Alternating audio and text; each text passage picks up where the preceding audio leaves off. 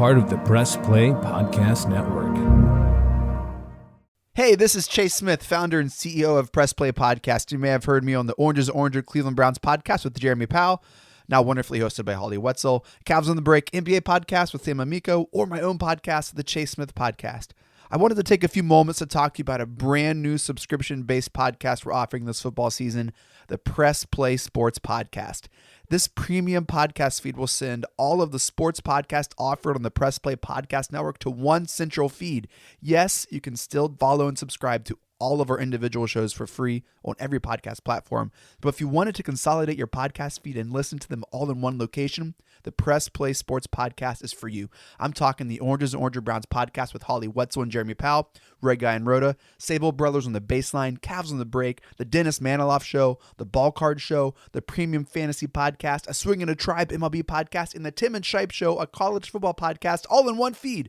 All 9 of our sports shows curated into one single podcast feed. Out the door, you're looking at $5.36 a month after tax. That's $5.36, just about the cost of a drink at Starbucks. And this is only offered on Apple Podcasts. You can't get this anywhere else. It's an Apple Podcast exclusive. Just go to the search bar and search Press Play Sports. It'll come up and you can subscribe from there. We're excited to offer this consolidated, curated sports feed for you to enjoy. And as always, thank you so much for listening and your support.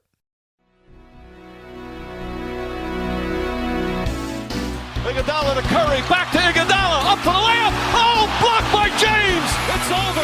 It's over. Cleveland is a city of champions once again. The Cavaliers are NBA champions.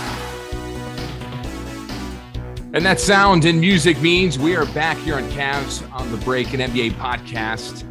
I'm your host, John Sabol, along with senior writer for hoopswire.com, the man, the myth, the legend, as we call him, Sam Amico. Sam, how you doing tonight, buddy? I'm doing well, John. I've gotten a lot more NBA content since we last spoke, given that training camp and the preseason have started. So here I am, back at work. Back at work, back on the hardwood. We are 2 games into the preseason. It's been, well, Cavs has finished a back-to-back against Chicago, and then tonight on this recording here on October 6th, down in Atlanta. Sam, we were just talking about this before we were recording. As you has been covering the NBA as long as you have, especially the NBA preseason, I have covered, Major League Baseball and the NFL down here in Florida. It's funny, I equate NBA preseason to Major League Baseball spring training and NFL training camp. Once you get past those first days of camp and maybe the first or second preseason game, it's just blah. You're just waiting for the season to start. You've hit all the storylines. You're hoping no one gets hurt, but if someone does, it's a storyline. We talk about it. There's rarely any big moves transaction-wise, but here we are. We're in the dull days of preseason in the NBA already. We're already 2 games in. So with that being said, Sam, let's talk about these 2 games so far and what we've seen from this young team. Pretty much, there's a lot to really, you can't really diagnose or dissect it so much because it's really hard to really look at it when you're looking at these teams and who's playing, who's not playing. These guys are just playing not to get hurt. Yeah, for the Cavs, I will say the first 2 preseason games, JB Bickerstaff has opted to play his regulars quite a bit. Mm-hmm. And that, if you look at the second game, the win over the Hawks, you had some guys over 30 minutes. You had guys approaching 30 minutes in the starting 5. And really, you usually don't do that in the preseason, but it kind of makes sense here for the Cavs because you have so many young guys with Sexton and Garland and Okoro, and of course Evan Mobley and Jared Allen, and now Lauri Markkanen, who you're trying to work in. You just have so many young guys that it only benefits them to play a lot together at this time. Now, there's probably going to be a preseason game toward the end where the guys who are fighting to make the team are going to be the guys who are playing more than the regulars. But for now, it's not such a terrible idea for them to play their regulars a lot of minutes, especially after we saw them in Chicago on Monday and just got absolutely hammered. Their regular rotation looked terrible, but much better against the Hawks.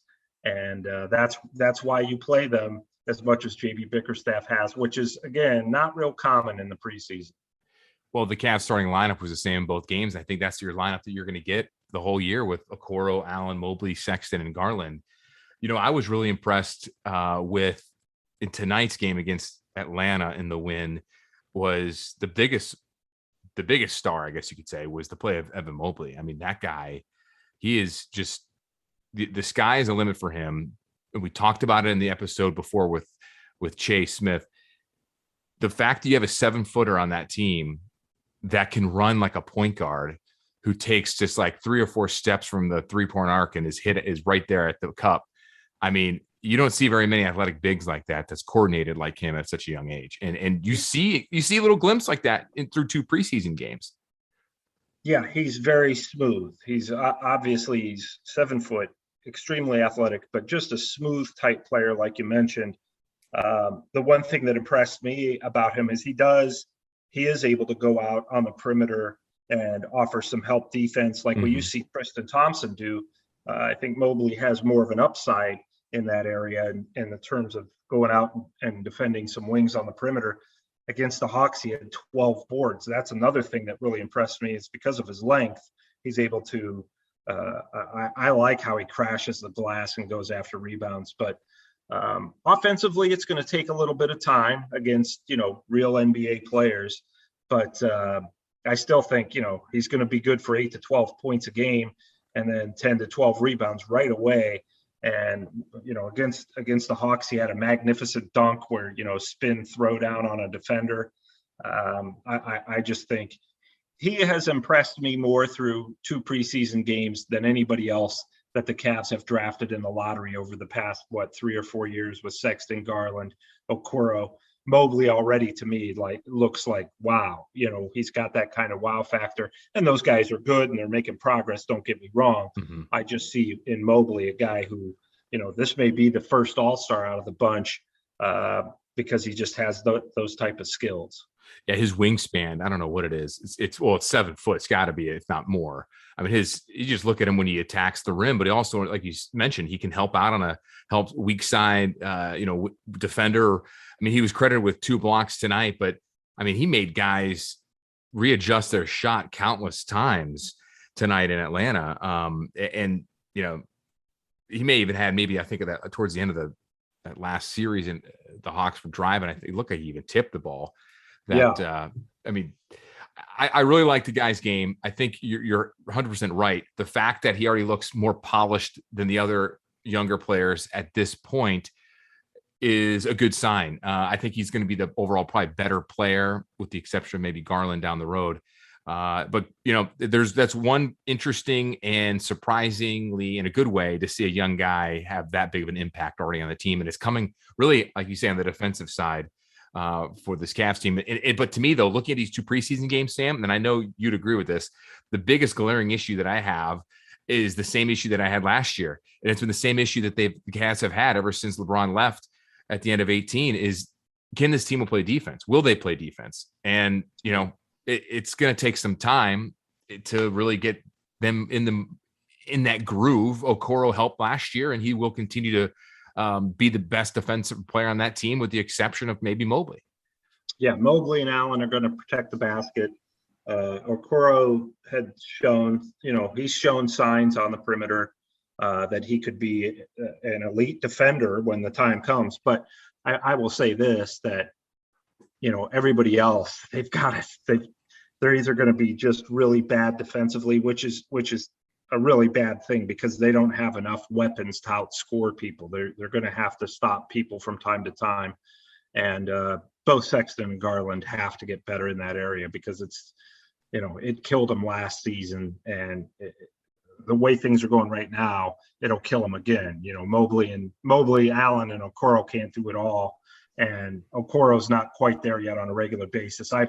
There are other guys that we see, like Kevin Love, Ricky Rubio, Lauri Markkanen, that are just, those guys are also have been very bad defensively. I think with Markkanen, there's a reason the Bulls gave up. We're getting a peek into that, why the Bulls gave up on him so easily, and he struggles to guard anyone. So All you can do in terms of that, when you have weak individual defenders, you've got to set up. JB Bickerstaff just has to set up some team principles and a lot of help, maybe some double teaming. They have the speed. It's not a matter of speed or quickness defensively. It's just being in the right spot at the right time and knowing where to go and how to recover. And those are all things that they really need a lot of work on. That's evident, as is, if you go back to the offense, they committed 20 turnovers against the Bulls and 21 against the Hawks. Really, they were playing basically the Hawks. I don't want to say complete second stringers, but a lot of the time, and they still turn the ball over way too much. And then when they do, they're not getting back on defense, and their transition defense really, half court transition, anything when it comes to defense, they need all kinds of work. Yeah, no Trae Young tonight in Atlanta, as expected. He's sitting out. So when you look at these games, I mean, you got to look at it with a glass half full and then just be like, well, here are the things that they need to work on. I mean, this is the NBA preseason after all, on a team that's going to go through a lot of growing pains, but a lot of bright spots too. Sam, through the first two games, what are your thoughts just on the play of Darius Garland and Collin Sexton? I've really liked the play of Garland. I think that he's really done a nice job of moving the basketball. He's had a few really nice drives and dishes where he's driven to the basket. Defenders collapse on him and he's dished it off for an easy basket. I think the sky's the limit for the guy. I really do. Sexton, he's obviously going to score, but he makes way too many turnovers right now. And that's right now. Again, you come to the regular season, maybe it's different, but he's got to get that under check. He knows it. I'm not saying anything he doesn't know. He led the Cavs with 5 against the Bulls. He had 7 against the Hawks. And that's just too many, that especially for a team, again, that hasn't done a good enough job of getting back on defense. You're turning the ball over. You're giving the other team points. So I think he needs to get better in that area. And, but his scoring is there. It's just the questions are going to remain the same. It's what's his shot selection been? It's been so in the first 2 preseason games, and the turnovers have been bad. But they need him to take a lot of shots because he's going to be he's the one proven scorer on the team. But I would like to see Garland put up at least as many shots as Sexton is doing and have more of a balance between those two, because I think you're looking at 2 guys who can average 20 plus points, provided they both get equal amount of shots. But, with that backcourt, to me, it's you have a great opportunity to have something special in those 2 guys, because they do get down the floor quickly. But it doesn't do you any good to get down the floor quickly and then lose the basketball. You got to make smart decisions with the ball. Yeah, I'm curious to see how these first 2 months of the season goes for both those guys, just to see how they kind of, mature on the court in terms of just their game, their skills, and to see how they both improve on different areas of their game. You and I we've talked about our issues with both guys in a way, in terms of, Sexton scoring, maybe not distributing his shot selection, Garland maybe not getting enough shots out there, but having maybe the better ceiling. I really like to see these 2 guys continue to grow in these first 2 weeks of the season. What I think is going to be really interesting is when you do have such a young team, not just for those 2, but the entire roster really is, once the season starts, I mean, they're going right through the grinder on that West Coast road trip, and the Cavs are going to be in a major hole. Let's just be real here. They're going to lose a lot of those games, and it's going to be interesting to see how they persevere and use that adversity once they get back from that road trip, and to see those 2 play. Those 2 are the guys I have my eyes on the most once that road trip starts and ends, to see how they perform, because the Cavs are going to go and be as great as they're going to be based off of Garland and Sexton's plays. Right. Well, and the one thing I think that they want to see, the organization would like to see, is each of the last 2 seasons under first John Beilein and then JB Bickerstaff, they started really well. If you remember, they both, they look like, hey, this team's going to fight for a playoff spot. Everything's going real well. And then the wheels came off both times. Yep. This year, the organization will accept and the coaching staff, hey, you know what, we're going through that grind on the West Coast at the end of October. It's going to be difficult. It would be much more important this year for them to play better at the end, because this team right now has shown, the core of this team has shown, it'll come out like gangbusters and play well through the first 20, 25 games. And then that's it. That's the season. But what if they're going to struggle this year, which they are, you prefer that that's at the beginning of the year and they're showing marked improvement at the end, which has not been the case. And which is why I think so many fans and media members such as myself have doubts about the core of the organization moving forward, because it's like they've been playing their worst when it means the most. So you need them to play their best when it means the most. And that's usually, from at least February 1 on is when you want to be playing your absolute best basketball, because that is truly a sign of progress. Excuse me. Sitting around and telling everybody we're progressing, we're right where we want to be, we're right where we should be. You could say that about anybody. You need to show it on the court, and you need to show it on the court at the end of the year that, hey, this team is much better at the end of the year than it was at the beginning. In the last 2 years, you cannot say that. So this is not just Sexton and Garland, but those two, Okoro, Allen, Mobley, all the young players really need to be better at the end and show marked improvement. And you know what? Frankly, it's okay if they struggle at the beginning. They're expected to struggle at the beginning. Yeah. But how good can you get from that? Yeah, and that road trip we're talking about here is they're going to be going on a 5-game trip in 7 games, or 5 games in 7 days, at Denver, at both LA teams, at Phoenix, and then you come back east and play at Charlotte. So, on paper, they're probably going to win one of those games. The Charlotte game, maybe they'll surprise us in some of those other ones. But you're right, though. You're going to come out of that stretch. And before that, they're at Memphis, and then they're 2 home games against Charlotte and Atlanta. So they're going to come out of those first 10 or so games way below 500, which, like you said, is expected. The organization knows it. It's just how they're going to be able to rebound that and getting into February eventually to see where they're at and to reevaluate some things there. That's going to be definitely key for them.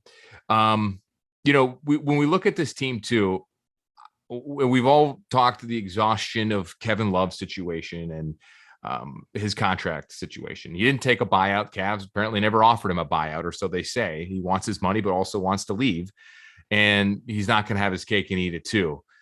If the Cavs do struggle like we expect, and let's say we're into January and they're maybe not improving at all, do you think, what's your gut say? Do you think the Cavs then may go ahead and do something with Love at that point in time? Would they try to do some type of buyout? Would they do something where they can just offload his contract, just maybe to somewhere else to get rid of the distraction? Or do you think they're just going to sit with this one all the way through and just kind of wait and see how he is in the locker room?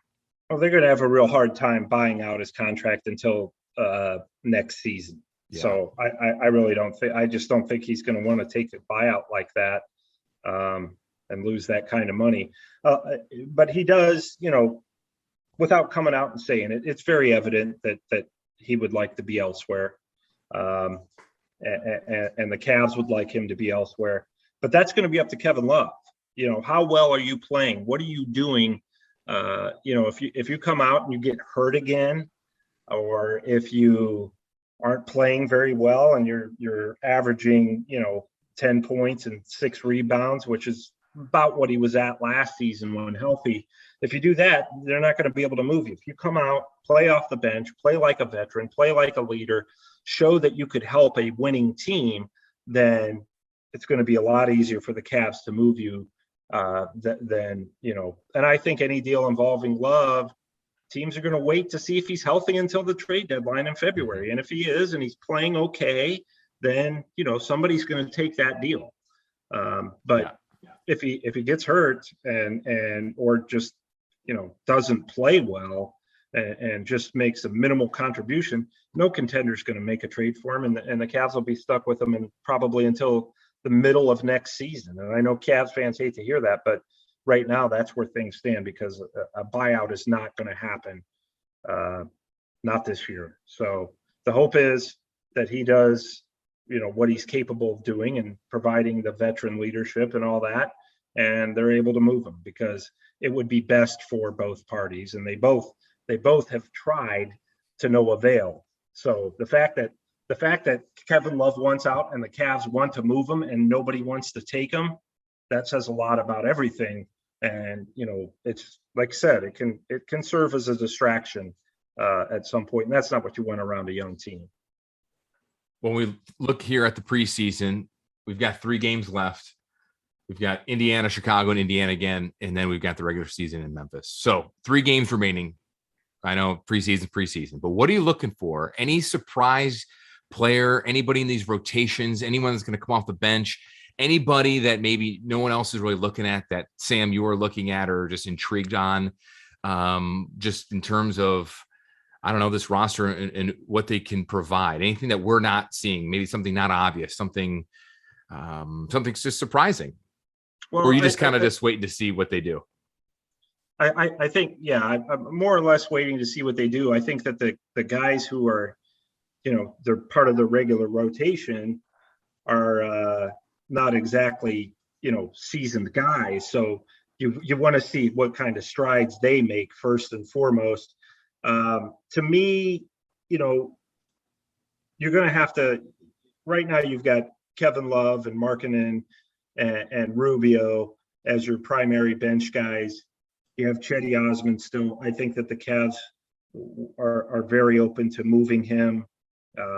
You're going to have to probably accept next to nothing for him at this point. And Lamar Stevens, I think is actually a nice, promising young player that I think that Cavs fans should keep an eye on, because he could be part of a regular rotation. It's going to come down to him or Cedi for those, number 9, 10 minutes. And at this point, I would give Stevens the edge, just because it's like, well, you want to, what you have in Cedi. I don't think he's going to get any better. He's probably hit his ceiling. Stevens could still get better. And to me, I'd like to see more of him. So, and then the rest, Denzel Valentine, is he going to be a contributor? Windler, frankly, and I put this in my dribbles column, I'd rather see Windler out there than Cedi. Yeah, I buy stock in that. I mean, we've seen Cedi for 4 years now. He was here when LeBron was here. Right. He's getting more points on a bad team, but he has grown. But I don't think he ever reached the hype that a lot of people put him at when the Cavs finally brought him over from overseas. In my opinion, I don't think he did. I mean, great kid, great worker. But in terms of what for you done for me lately, not much. Windler's a kid that has been constantly hurt since they took him in the draft. We don't know what we have in him. I mean, no one does. Like, as fans, people want to know, is this guy going to be that next, unknown shooter? Well, is he? We don't know. He can't stay healthy. And he hasn't really, the sample size has been pretty small. I agree with you on that. You got to get him more looks. It's been extremely small. So, I mean, you're going to, guys like Windler, Valentine, Dean Wade, Pangos, who came over from Europe. Those guys are all probably, going to be battling for really what amounts to about 15 minutes a game between maybe 2 of them. It's probably going to be Stevens and either Windler and Cedi fighting for more minutes, and Valentine, you would think he would factor in there somewhere. I mean, the guy's a former first-round pick, so that'll be interesting to see, because they're going to need some help off the bench. I do like their bench better this year than last year. If Kevin Love can stay healthy and actually plays well and actually is okay with coming off the bench, I really like what I've seen from Ricky Rubio. And, Markkanen had a very nice game against Atlanta, 11 points on 5 of 7 shooting. So I think, and he had a nice dunk too off a pass from Garland. So I think that the bench is more experienced and just is equal to a lot of other teams' opponents' second strings.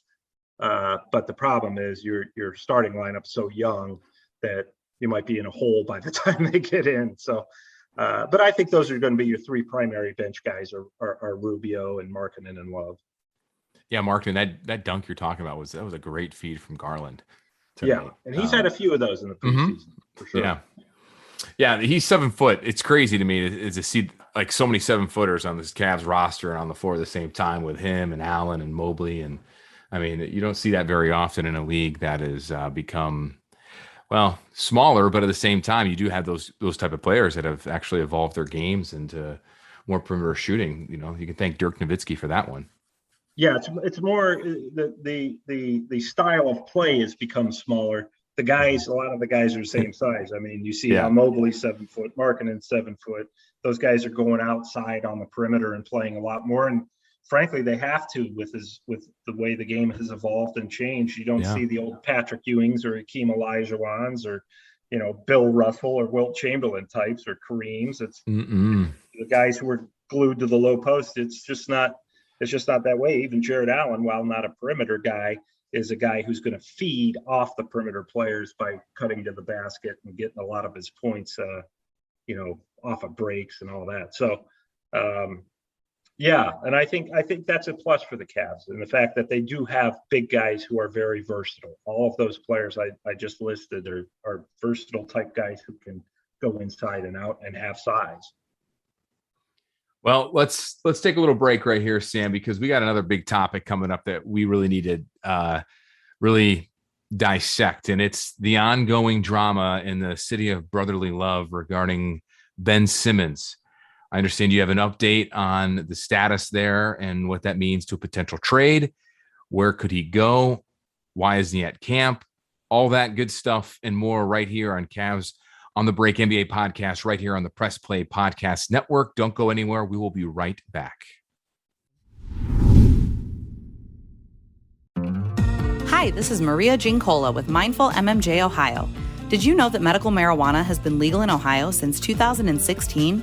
If you have one of 25 qualifying medical conditions, you can obtain your medical marijuana card today. The most common conditions are chronic pain, including migraines and back or joint pain, PTSD, fibromyalgia, spinal cord disease or injury, and cancer. If you or someone you know is interested in learning more or to find out if you qualify, visit mindfulmmjohio.com and fill out the short pre-qualification form. The process of finding a physician, filling out paperwork, obtaining medical records, and scheduling an appointment seems like it would be a daunting process for most. But, lucky for you, Mindful MMJ Ohio will help you every step of the way to make the process quick and easy. In most cases, we can approve a qualified patient within 24 hours. And the visit is virtual, so you don't even have to leave home. So what are you waiting for? Visit mindfulmmjohio.com today. That's mindfulmmjohio.com. Let us help you be more mindful of your health and find a natural way to find relief from your symptoms. The R&R podcast going to be rocking and rolling with you because football season is underway. College, Ohio State, the Power Fives, the MAC, the Browns. Michael Regai, are you ready to rock and roll with some football? Kenny, I've been ready. This is our time of year. This is what R&R is all about. We're going to be with you every week. Kenny just said it, Browns, NFL, Ohio State centric. So you got to stay with us all fall and winter long here on R&R. That's right. The Regai and Rhoda podcast coming to you here on the Press Play Podcast Network. Subscribe now and don't miss a show.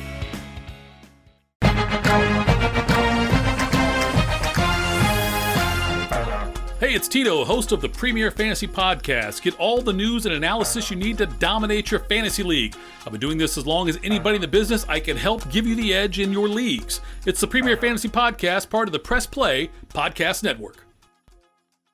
Hi, my name is Jeremy Powell, co-host of the Oranges, Oranger, Browns podcast. Check us out anywhere you listen to podcasts. For all your Browns coverage, post-game, pre-game, anything you need Browns, you'll find it here on the Oranges, Oranger, Browns podcast. And welcome back to Cavs on the Break, an NBA podcast right here on the Press Play Podcast Network. I'm John Sabol alongside Sam Amico. We're just breaking down the Cavs' first two preseason games, what to look forward to in the final three preseason games, as well as heading into the regular season, all that good stuff and more. But now let's shift a little bit towards, the last big name out there that has not reported to camp at all in the NBA, who has been linked to many different teams. It seems like we've been talking about this for a few months, Sam, and that's the status of 76ers All-Star Ben Simmons. What is the latest in Philly? Well, yeah, we've been talking about it since the end of last season because he was really bad in that Game 7 against the Hawks. So the Sixers decided they wanted to trade him. Ben Simmons has since decided he is demanding a trade and obviously not reporting to camp.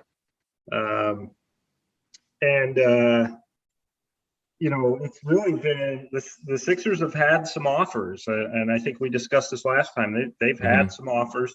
We've on HoopsWire I did a story that one small market team, I don't know which one, has made them an offer. So that could be Cleveland, it could be San Antonio, who's certainly interested in Ben Simmons, and the Pistons and the Timberwolves and the Pacers, and Toronto would be the other. So obviously Toronto's not a small market, but all of those teams are in the mix for Ben Simmons that I just listed.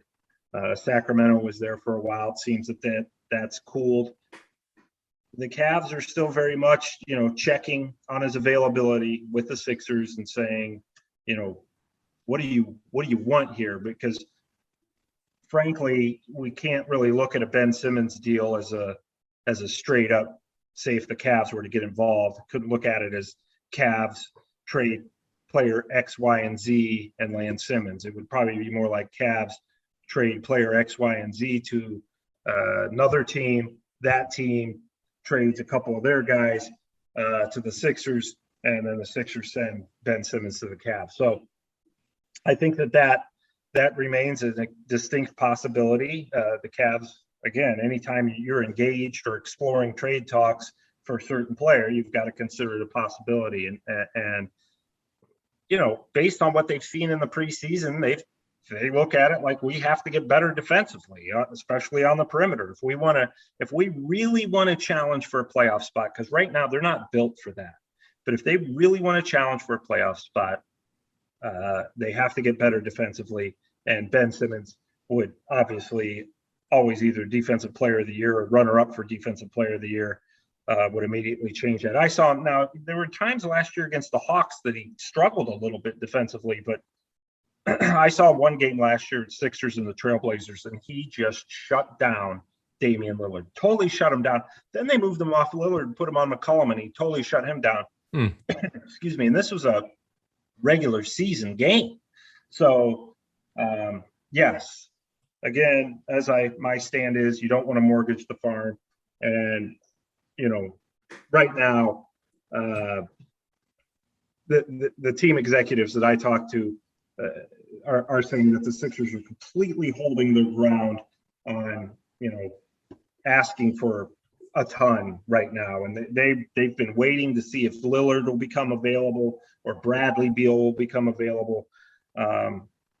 That's probably not going to happen. Neither of those teams are probably going to make that move unless they really struggle out of the gate, which Washington's a possibility, but Beal is the face of the franchise with the Wizards, and they're probably not going to move him even for Ben Simmons. So, and I don't know that I would if I were the Wizards. I'd probably keep Beal. But if you're the Cavs and you're serious, like we need to really take the next step and go get a young guy. Simmons is 25 years old, and despite his shooting woes, again, you would have to do more than just get Ben Simmons. You'd have to get some shooters in there around him. Obviously, you have some on the roster in Markkanen and Garland, and those are guys you wouldn't want to give up.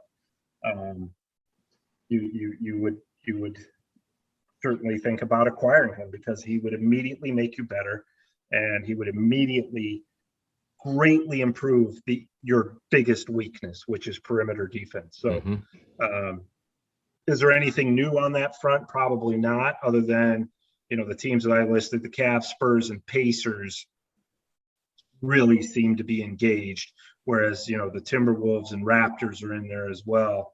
And I just think that eventually the guy's going to get traded. I mean, he's not going to be in Philly all year not playing. Eventually he's going to come around and get traded. It's just and Detroit's in there too. So one of those places to me is going to land him. Now, maybe somebody will come out of the blue, which is always possible in trade talks. Somebody just decides, you know what, we're not having the year we thought we were. We're going to give up our guys.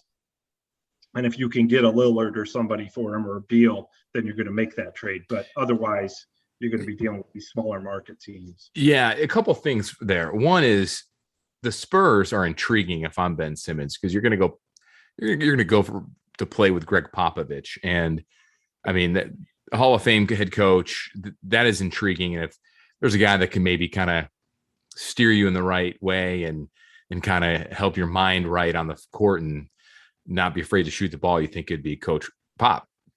Secondly, I never understood the rumors, and help me out here, Sam, why Portland would even think about shopping Damian Lillard. Like, what is the reason? There's no reason for them to trade him. Why? Where is that coming from? I don't know, but they're not thinking about it. It's not. Yeah, it's garbage. The Sixers have. First of all, your Spurs comment makes sense because from everything I know and everything I've heard, the Sixers really want to trade him to the West. They don't want him in the East. Now they're willing to concede that if they get a better deal from an Eastern Conference team. So I think the Spurs of the 6 teams that I've listed are probably the front runners. But the problem is, they just don't have enough to give back to the Sixers in a straight up deal. So just like most other teams, they would have to find a third team to help facilitate a Ben Simmons trade. Yeah. All the rumors involving Lillard come from the Sixers. That's not something Portland has ever really warmed up to. And they're not looking to move him at all. There's no doubt about it. You would have to blow their socks off. It'd have to be Ben Simmons and a few other pieces to really even get Portland to think about it, because they're not even going to entertain anything resembling a Simmons for Damian Lillard deal right now. They're just not going to do it. Yeah, I just don't see it. I mean, this is a team that's in a win now mode with a generational type player that has been at the top of the game, probably one of the most underappreciated players in the league, in my opinion. May not get the fanfare because he's in Portland, but you do certainly see him in the playoffs. And, highlights on, used to be Sports Center when everyone used to watch it. Now it all happens on Twitter. It's the way it is, Sam. You got to get hit with it, right? But no, Center. I'll be honest. I get my highlights from Twitter or Instagram. I'm just like one of the kids. That's where my kids get it. Yeah, exactly. I mean, why wait after the game when you can get it right away on your phone? Right? right. Yeah, I don't have the patience anymore. No, we all don't have it anymore. You bring up the Timberwolves. That's an interesting landing spot because of a team that's been it's basketball Siberia. I mean, literally Siberia in the winter, but in terms of a team that's gone nowhere in forever. Do you think the impending sale in Minnesota with A-Rod coming in there will have any impact on the maybe pressure fronting the front office? Hey, you know what? I'm coming in here. Let's make a splash. Yeah, I certainly. I think, and it's not just because it's A-Rod. I think any new owner wants to come in, put his stamp on the team right away, find ways to create some buzz about the team. In Minnesota, obviously it's all about the Vikings and then the Twins, and the Timberwolves are distant. Probably even University of Minnesota is ahead of them. They can't forget about the Minnesota Wild hockey team. They're loved up there. Right. The Wild. I'm sure that they are more popular than the Timberwolves. So they will have to do something. Now, everything I've heard out of Minnesota is they are not going to part with Anthony Edwards, the number 1 pick in 2020, which is a wise move to not part with him.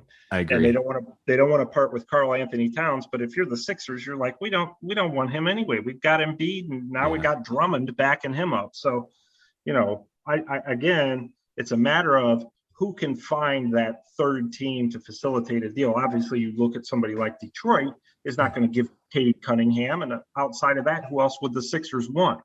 So I just think that moving him is going to be tough if the Sixers are determined to get a proven all-star in return, or a young player such as a Cade Cunningham or an Anthony Edwards. that they're just not going to get those kind of guys for Ben Simmons right now. Just at least not with the teams we're talking about. Yeah, it's interesting. You look at like the Pistons roster, you look at the Spurs roster. I mean, there's nothing there that Philly wants that you want besides like a Cade Cunningham. San Antonio doesn't have anybody that jumps out at me right now. No. You're right about Minnesota. You're not going to get rid of Edwards. And they do have, Cats there, Karl Anthony Towns, he's your Embiid. So I would think those three teams are, even though San Antonio may be the front runner in your eyes, I just don't see who they would be able to give up besides getting a third team involved. Sacramento. I mean, to me, it seems like the really intriguing spot could very well be Indiana in terms of some of pieces that they could have. The Bradley Beal thing is interesting because he had an opportunity to go to LA with the Lakers. Yeah. LeBron tried recruiting him and he said, no, thank you. But if the Wizards trade him, that's not going to be a straight up deal. You got to do something else in there. Got to make that money work. Right. Right. Absolutely. And the thing with Beal is he seems to be enjoying being the face of the franchise and being in the scoring race. Last year, he finished second to Steph Curry in scoring. So I think he's perfectly content in Washington, especially when you factor in the fact that Washington can pay him more than any other team. So I don't see Beal getting moved anytime soon. It's hard to find a star who really wants to be there in this day and age. So I think Toronto's another intriguing team. But again, if they start slowly and start poorly, then they have some pieces that, if you're the Sixers, you're saying, we'll take those guys for Ben Simmons. So it might be November before he gets moved. I don't know. I keep hearing, any day now, but nobody's close as far as I know. And as far as what's being reported by the national guys, some of the other national guys, nothing's being reported by them that gives any indication that's close, other than, we hear, he's going to be moved before the season. Well, it sure doesn't seem that way. What are the chances that Ben Simmons does an old school, I'm going to sit out move? I think those chances are pretty good, probably better than 50%. Man, you never see that in the NBA. No. I can't think of anybody that's done that. Can you? Not off the top of my head. Sat out an entire season demanding a trade. No. Or part of a season or anything. Yeah, but they can't bring him back. I mean, they can't say, you know what, it would take a lot for him to say at this point, I'm going to try this again. And I just think that ship has sailed. So at some point, probably, when you're the Sixers and you're a team that's hopeful of getting to the finals, when you have a guy like Embiid, you have hopes of getting to the finals, and justifiably so. But they can't do it with just Embiid. They've got to put some pieces around him, and in order to do that, they got to move Simmons, and then they got to give the new guys, whoever they acquire for Simmons, they've got to give those guys time to adjust and adapt to the Doc Rivers coaching style, playing alongside Embiid. That takes a little bit. So, the sooner the better for them, even though they're playing hardball right now. When it comes November 1, if Ben Simmons is on that roster, they've failed. Because they've gotten offers and, they're holding out for the best possible thing. And in reality, you want to hold out for something good. You can't expect something great when you're in a situation where your player isn't reporting to camp, telling everybody in the world he doesn't want to be there. You can't expect a great deal. You've blown that opportunity. You can expect a good deal still, but you don't want to hang on and keep this dragging on for too long, or it's really going to drag down the rest of the team. Yeah, I'm curious to see what happens here in the next couple of weeks, and as we head into we're in early October here. If we're having the same conversation on November 6th, you're right. The Sixers front office definitely failed. Hey, John, the way the NBA goes, he could be traded by the time we post this, or he could be traded not until like December 15th. So who knows? Right. You're right. No, you're absolutely right, Sam. I mean, it's crazy how the front offices work in the NBA. It's I mean, it's not a season. It's not what they used to say. It's not the NBA season. When a couple years ago, when everyone switched teams in the offseason, I think it was 18 when LeBron left the Cavs. Everyone said, the NBA offseason in July was more exciting than October to June, season. It's interesting to really look at things that way, and really looking at what quote small market team has made an offer on them. I mean, obviously the Cavs have been interested. I wonder what it's going to be. I think, and I've said this to you before, Sam, that if the Cavs were to make an offer, if they have, or if they haven't yet, I think it would be someone along the lines of a Sexton, Okoro, draft picks, maybe Love. Any three or all of the above could be involved, in my opinion.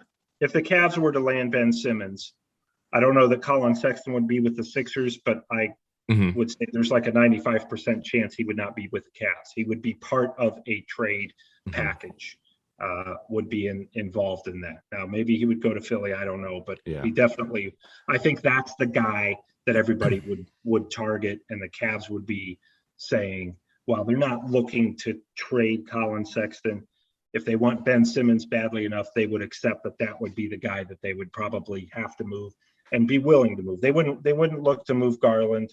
That would probably thwart the Simmons deal. I don't know, but I think Sexton would be the guy. And obviously, the Cavs would have to throw in other pieces and parts, but Sexton would be the guy in Cleveland that it would all be centered around. Yeah. And the Okoro thing, if they would ever trade him, I think would sting a little, just because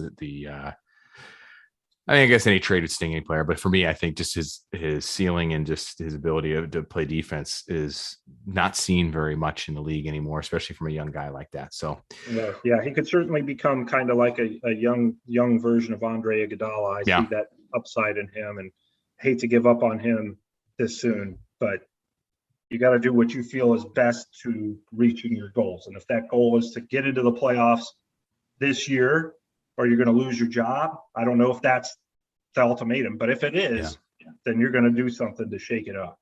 Yeah, Okoro looks like an Iguodala. I mean, he has the same body frame too. Yes. I mean, the same broad shoulders. I mean, the same wingspan. I mean, they even when they drive, they look the same. It's so crazy to look at that way, but very similar to when people who are old enough to have seen Andre Iguodala as a young player. Yeah, it is Sixers days.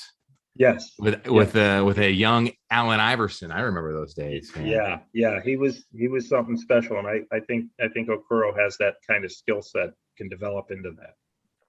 All right, well, let's wrap this up here, because by this time we keep talking, Ben Simmons is going to get traded, and who knows what happens, right?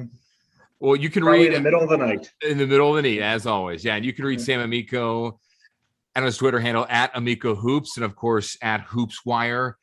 You can follow us here on Twitter at Cavs on the Break. As always, we will always follow back. You can follow me at John_Sabol. And you can also follow my podcast right here on the Press Play Podcast Network at Sabol Brothers. That's Sabol Brothers on the Baseline. My brother Scott Sabol and I have one on there as well, breaking down Cleveland sports and the Cleveland history and all that good stuff. We just had a good recorded an episode today with a former Browns player. Sam, I'm sure he is one of your favorites, and Greg Pruitt.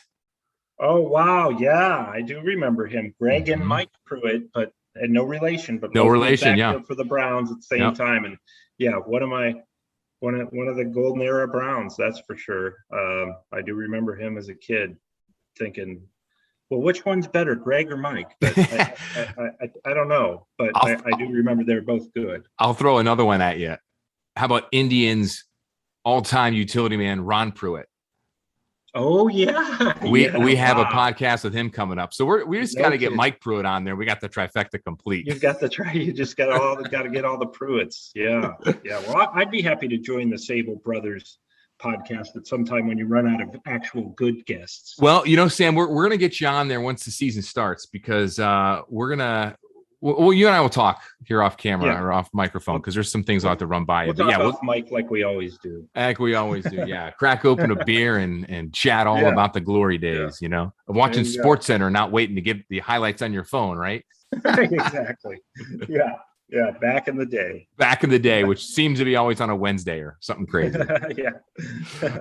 All right. Well, thank you so much out there for listening and subscribing right here on the Press Play Podcast Network, right here on Cavs on the Break and NBA Podcast.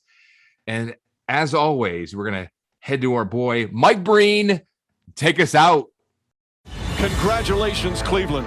Your decades-long wait is finally over. The Cavaliers are NBA champions.